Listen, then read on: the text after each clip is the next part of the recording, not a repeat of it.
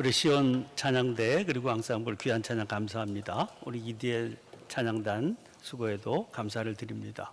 우리 양 권사님은 전공이 뭐예요? 깜짝 놀랐네. 오늘은 금년도 하반기를 시작하는 첫 주일 맥주 감사주일입니다. 보리를 거둔 후에 드리는 감사의 절기지요. 우리 교회에서는 특별한 프로그램을 갖지 않고 지내고 있습니다. 서울이라고 하는 대도시 한복판에 자리한 우리 교회에서 농사와 관련된 절기를 지키는 게 아무래도 어색할 수밖에 없지요. 그렇더라도 추수감사주일은 한 해의 결실을 거두고 감사하는 절기입니다. 농촌 같지는 않더라도 지켜가게 됩니다. 그러나 맥주감사주일은 그와는 사정이 사뭇 다르지요. 요즘은 보리 농사가 흔히 짓는 농사가 아니라서 농촌에서조차 시들해져 버린 그런 절기 아닙니까? 그런데 여러분, 보릿고개라고 하는 말 기억하시는지요? 1960년대 이전 굶주림에 시달리던 시기에 자주 오르내리던 말입니다. 가을에 거둔 곡식은 겨울 보내고 나면 다 떨어집니다. 어떻게 해서든 햇보리를 거둘 때까지는 버텨나가야 살 수 있습니다. 이때 힘들게 넘는 고개를, 이 시기를 가르쳐 보릿고개라고 부르지 않았습니까? 이 고개 넘기가 그렇게 힘이 들었습니다. 그러니 이 고개 겨우 넘어서서 맞이했던 보리추수가 얼마나 감격스러웠겠습니까? 어려웠던 그 시절의 맥주감사주일은 아마 추수감사주일보다도 더 감격스러운 그런 절기가 아니었을까 싶습니다. 올해는 양파와 마늘에 이어서 보리도 풍년이라고 그럽니다. 남아도는 보리가 걱정이라고 하는 소리가 들립니다. 다른 작물들과는 다르게 보리는 남아도는 이유가 생산이 많아서라기보다는 소비가 적기 때문일 겁니다. 귀한 줄 모르게 된 보리만큼이나 맥주감사주일의 의미도 어쩔 수 없이 소홀해지겠다 싶습니다. 그런데 바로 그런 맥주감사주일을 앞두고 헨리 아우엔의 책 춤추시는 하나님이라고 하는 책 한 부분에서 감사의 삶에 대한 그의 통찰을 만나게 됩니다. 그리고 우리가 자신의 좁은 자아에서 넓은 세상으로 옮겨가려고 할 때 감사가 가장 유익한 길이 된다, 그렇게 설명합니다. 그는 이렇게 말합니다. 우리에게는 감사하며 기억하고 싶은 좋은 일이 있죠. 그와 반대로 살다 보면 마지못해 받아들이거나 잊어버리고 싶은 아픈 일도 있게 됩니다. 어떤 일에 대해서 이렇게 좋은 일이라든 아니면 버리고 싶은 아픈 일이라든지 이렇게 구분하는 것은 그 자체가 우리의 경향입니다. 이런 경향은 어떻게 보면 자연스러워 보입니다. 그러나 라우에는 그런 경향이 우리를 자기 중심적인 태도에 가두어 버린다, 그렇게 지적합니다. 우리의 삶은 우리 스스로 통제할 수 있는 것이 아니지요. 자기 의지, 자기 선택과 관계없이 좋아하는 일도 다가오고 피하고 싶은 일도 찾아오게 마련입니다. 그런데 내 의지와 관계없이 내 삶에 찾아오는 어떤 일은 피하고 싶은 일로, 어떤 일은 기뻐서 맞이하고 싶은 일로 내가 구분하는 겁니다. 그 밑바닥에는 자기도 모르게 고난에 부딪히는 것을 피하려고 하는 마음이 있는 거지요.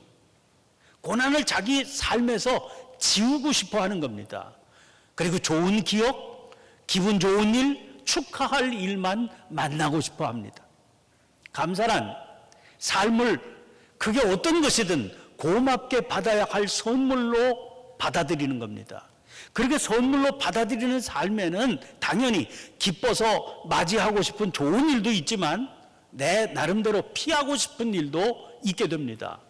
감사는 자기 판단에 따라서 좋은 것과 나쁜 것, 그렇게 기쁜 것과 아픈 것, 거룩한 부분과 거룩하지 않은 부분으로 가리지 않고 그게 어떤 것이든 그 내게 오는 모든 것을 내게 주신 귀하고 복된 선물로 고백하면서 끌어안는 겁니다. 그게 어떤 것이든 우리 삶의 모든 사건을 하나님의 생명과 하나님의 임재를 맛보는 사건으로 고백하기 때문입니다. 그러니까 기쁨이나 평안한 환경만이 아니라 슬픔이나 아픔까지 포함한 우리 삶의 모든 여정이 우리가 그리스도를 닮도록 빚어오신 하나님의 길이라고 고백하기 때문입니다. 그걸 분명히 알려주는 게 그리스도의 십자가입니다. 그 십자가는 고통이 있는 곳에서조차 우리가 누리게 되는 은혜가 있음을 깨닫게 해주지 않습니까? 죽음의 자리에서 부활을 보게 해주는 겁니다. 그러나 세상은 그런 모습과는 전혀 다르게 정반대로 돌아갑니다. 오늘 우리 주변에서 어디에서나 그저 흔히 눈에 띄는 광고들 보세요. 그 모든 광고들 속에 담긴 메시지가 뭡니까? 슬픔과 아픔은 물리치고 피해야 하는 것들이라고 가르쳐 줍니다. 오직 기쁨만 그리고 평안만 맛보라고 합니다. 그것을 위해서는 무엇을 사야 되는지, 어디로 가야 되는지, 무엇을 해야 되는지 자기가 가르쳐 주겠다. 그게 광고의 내용 아닙니까? 그 광고의 내용 그대로 따라하기만 하면 슬픔은 잊어버리게 된다는 겁니다. 행복한 순간만 만나게 될 것이다. 그렇게 자신 있게 우리를 유혹하며 설득하고 있습니다. 그런 의미에서 세상은 성경적인 감사를 받아들일 수 없는 겁니다. 그런데 문제는 우리들이 지금 직면해 있는 시대적인 현상입니다. 지난 1월 달에 대만계 미국인인 앤드루 양이라고 하는 사람이 지은 보통 사람들의 전쟁이라고 하는 그런 제목의 책이 번역 출간됐습니다. 기계와의 일자리 전쟁에 직면한 우리의 선택, 이런 부제가 붙어 있습니다. 지난 금요일 날 보도를 보셔서 아시겠지만 손정의 소프트뱅크 그룹 회장이 청와대에 가서 대통령을 만났습니다.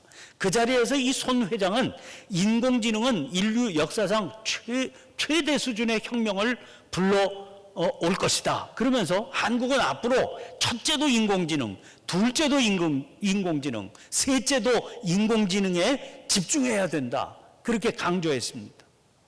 앤드루 양도 이 책에서 이 사실을 지적하고 있습니다. 그런데 그가 지적하는 문제는 그 결과입니다. 그 결과는 대량 실업 사태라는 거지요. 인공지능 소프트웨어가 발전하면 발전할수록 회사는 사람을 점점 더 쓰지 않게 될 겁니다. 그런데 이 변화된 시대에는 그렇게 한 번만 일자리를 잃어버리게 되면 다른 일자리를 구할 수 없게 됩니다. 영원히 실업자가 되고 마는 거죠. 일자리가 사라지게 되면 사람들은 불안정과 결핍에 시달리게 될 겁니다. 자, 이 책에서 지적하고 있는 현상들이 있는데 그게 미국만의 문제인가요? 며칠 전 한 신문에서 공장이 떠난 도시 군산 이야기, 이런 연재 기사를 읽었습니다. 군산에 있던 거대한 공장 한국 GM, 현대중공업이 빠져나갔거든요. 그 군산의 기자가 6주 동안 머물면서 기록한 그 도시와 거기서 만난 사람들에 대한 기사입니다.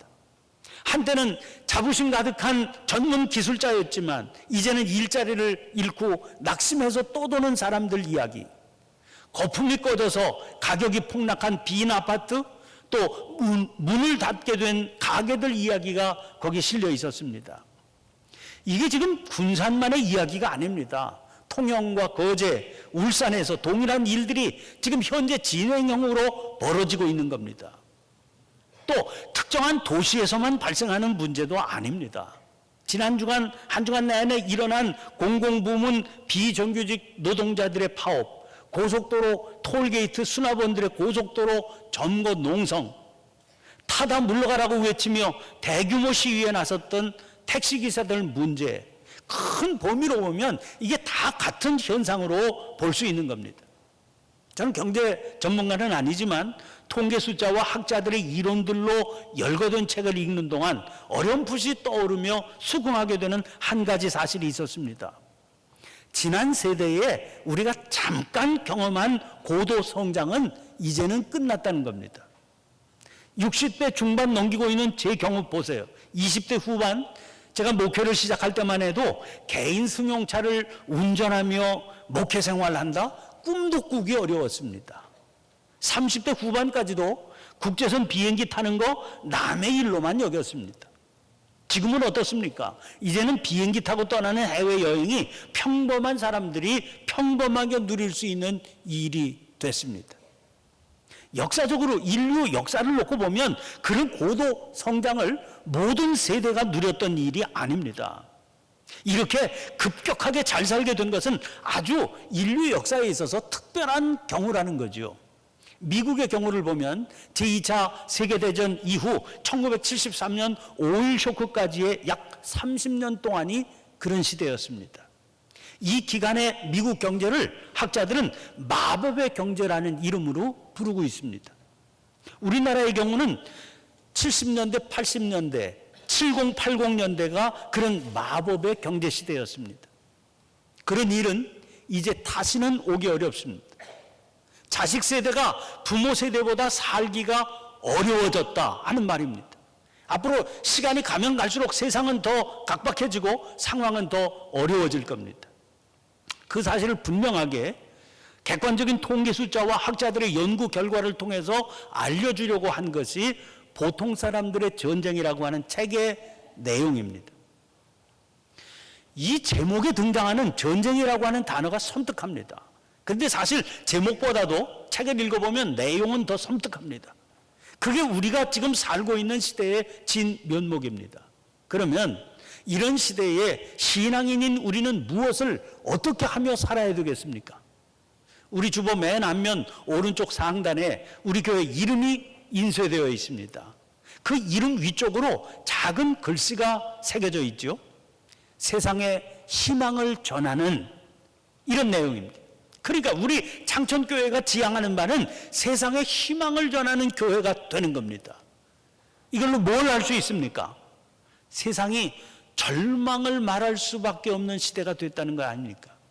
그러니까 우리 교회가 또 우리 성도들이 더 필요한 시대가 된 거죠.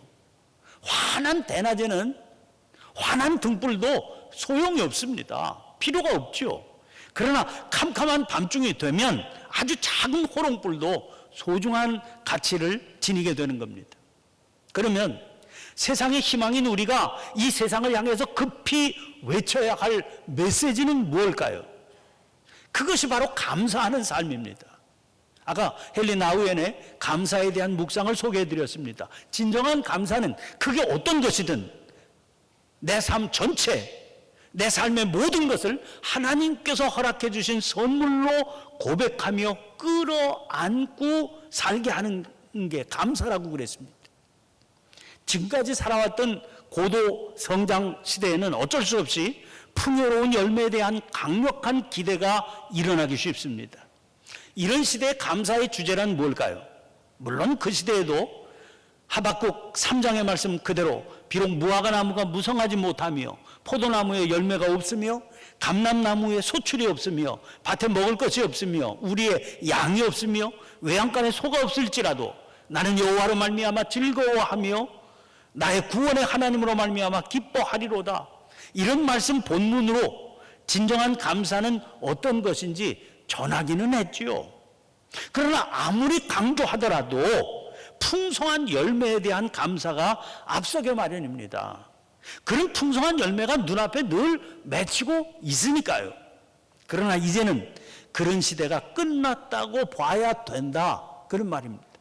그러면 이제부터 우리의 삶에는 전쟁의 극악스러움만 남게 된 겁니까? 그렇지 않습니다. 그렇게 되면 그것은 진정한 인간의 삶이라고 말할 수가 없는 겁니다. 아무리 살벌한 삶의 현장에서도 감동과 위로와 희망을 말할 수 있어야 그게 진정한 인간의 삶이거든요. 그 삶을 가능하게 하는 것이 하나님을 믿는 믿음입니다. 그래서 하나님을 믿는 우리가 이 세상의 희망인 겁니다. 그러면 하나님께서는 어떻게 이 절망적인 시대에서도 우리로 하여금 진정한 감사의 삶을 살게 해주실까요? 오늘 우리가 애송하는 다윗의 시 시편 23편을 읽었습니다. 비록 전체가 6절에 불과한 짧은 시지만 지극히 유대적인 정서가 잔뜩 담겨 있습니다. 양을 치는 목동이었던 다윗이 자기 삶에 깊이 배어있는 내용을 담아서 부른 노래이기 때문입니다. 그런데도 이 시는 이스라엘의 민족적인 정서를 뛰어넘고 있습니다. 모든 민족, 모든 나라에서 세대와 환경을 망라해서 사랑을 받는 시가 되었습니다. 그만큼 강력하게 마음의 뿌리에 가닿는 내용이기 때문입니다.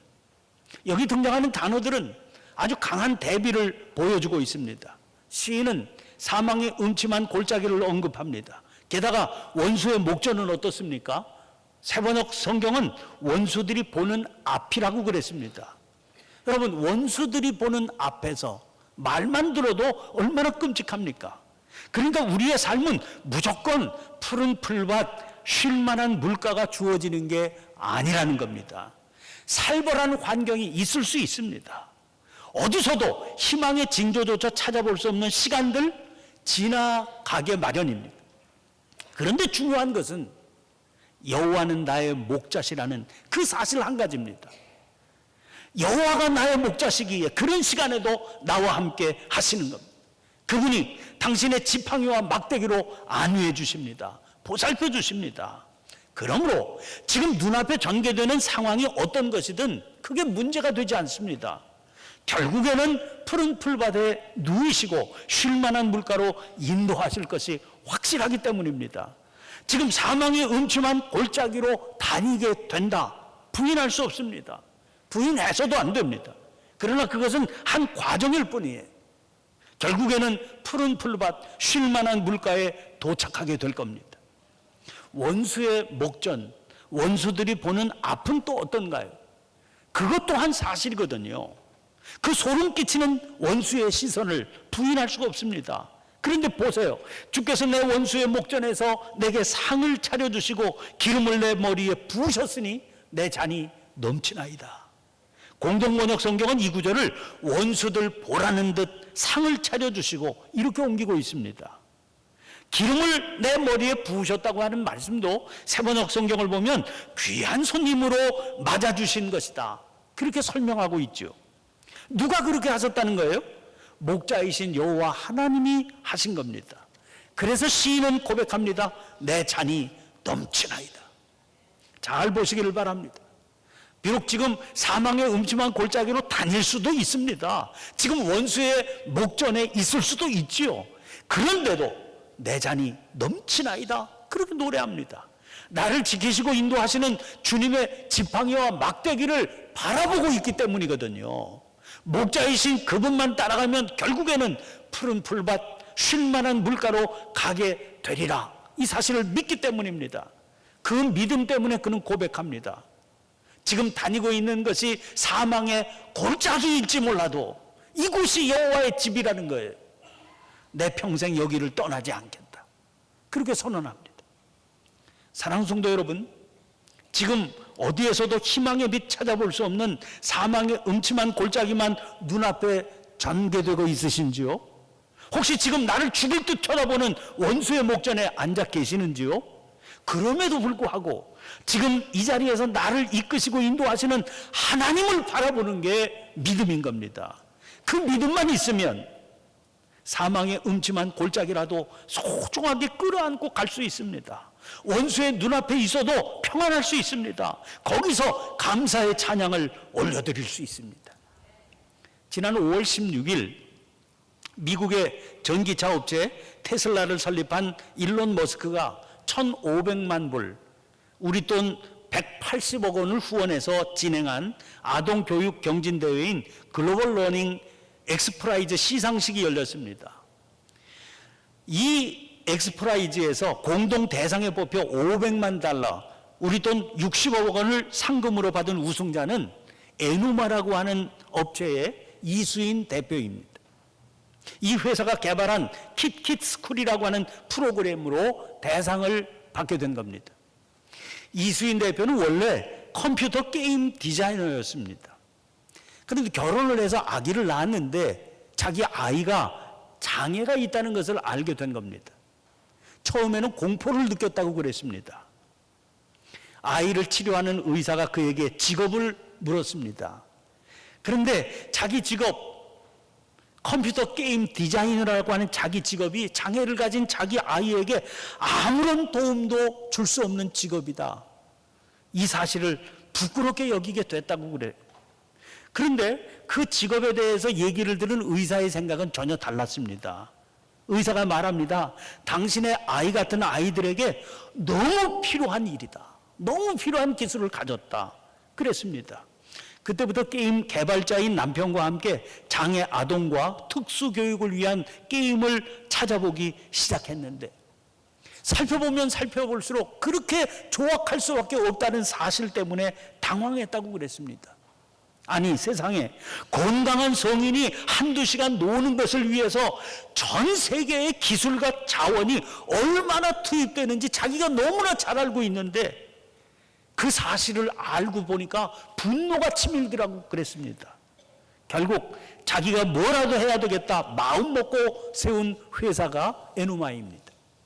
이 회사가 처음으로 개발한 제품이 토도 수학입니다. 자기 아이처럼 오랫동안 집중해서 학습하기 어려운 아이들을 위해서 게임처럼 손쉽게 수학을 공부할 수 있도록 도와주는 프로그램입니다.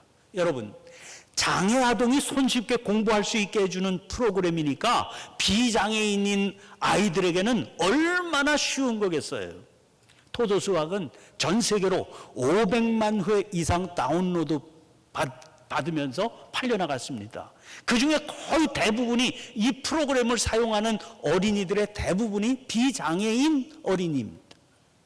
이수인 대표는 여기서 그치지 않았습니다. 전 세계에는 3억 명 이상의 어린이들이 지금 학교가 없고 교사가 없어서 기초적인 배움의 기회를 얻지 못하고 있습니다. 글로벌 러닝 엑스프라이즈 대회는 학교와 교사를 접할 수 없는 이 3억 명 이상의 아이들을 위해서 이런 아이들이 6개월 안에 스스로 게임을 통해 글을 읽고 세무를 할 수 있게 해주는 프로그램 개발을 위해서 일론 머스크가 아까 말씀드린 대로 1,500만 불 상금을 내건 대회거든요. 장애를 지닌 자기 아이를 잘 가르치고 싶었던 엄마의 마음으로 이수인 대표가 프로그램 개발에 뛰어들었습니다. 모두 5개의 프로그램이 결선에 진출했습니다. 이 5개의 프로그램으로 아프리카 탄자니아의 학교가 없는 마을 150여 곳에 거주하는 어린이 3,000명을 대상으로 15개월 동안 시합이 전개됐습니다. 그 결과 대상 어린이들에게 뚜렷한 효과가 나타나게 됐습니다. 그 5개 프로그램 가운데 에누마와 영국과 케냐에 기반을 둔 비영리 조직 1빌리언이 대상을 나누어 받게 된 겁니다. 자, 여러분, 첫 아이가 장애아로 태어났습니다. 사망의 음침한 골짜기로 들어서게 된 거지요. 받아들이기 어렵습니다. 피하고 싶은 현실이었습니다. 그런데 감사함으로 그 현실을 끌어안았습니다. 그 안에서 뭐라도 자기가 할 수 있는 것을 찾았습니다. 그랬더니 놀랍게 길이 열리기 시작했습니다. 자기 아이뿐만 아니라 세계 수많은 어린이들을 도와줄 수 있는 길이 활짝 열리게 된 겁니다. 마법의 경제는 다시 오지 않을 것이라고 하는 게 거의 모든 경제학자들의 판단입니다. 이제는 풍성한 열매를 얻고 감사의 제사 드리는 장면 찾아보기 어려울 겁니다. 곳곳에서 사망의 음침한 골짜기를 걷는 장면들을 만나게 될 겁니다. 그러나 그런 환경이기 때문에 진정한 감사의 제사는 더 풍성해질 수 있는 겁니다. 어려운 중에도 혹은 받아들이기 어려운 현실 속에서도 내 잔이 넘치나이다, 그 고백을 우리 삶의 목자이신 주님께 올려드리며 누군가를 향해 사랑의 손길을 뻗는 감사의 향기가 넘쳐날 수 있게 된 겁니다. 우리 교회가, 그리고 저와 여러분이 그런 대열에 함께해서 세상에 희망을 주는 교회를 만들어갈 수 있기를 주님의 이름으로 간절히 축원합니다. 기도를 드리겠습니다. 우리의 목자이신 하나님, 사망의 음침한 골짜기를 걷는 것 같은 쉽지 않은 한 해의 절반을 보냈습니다. 그런 중에도 지팡이와 막대기로 저희를 이끌어 주셔서 해받을 것 두려워하지 않고 주님 따라 여기까지 오게 하심을 감사드립니다. 피하고 싶은 삶의 시간들, 품고 싶지 않는 삶의 여건들이라도 감사함으로 품고 살게 해 주옵소서. 그리하여 결국에는 푸른 풀밭에 눕게도 하시고 쉴만한 물가로 인도도 해주시는 그 놀라운 은혜를 누리게 해 주시옵소서. 이런 모습 때문에 세상이 저희들을 통해 희망의 빛을 볼 수 있게 해 주시옵소서. 저희들을 선하심과 인자하심으로 항상 인도하여 주시는 예수님 이름으로 기도하옵나이다. 아멘.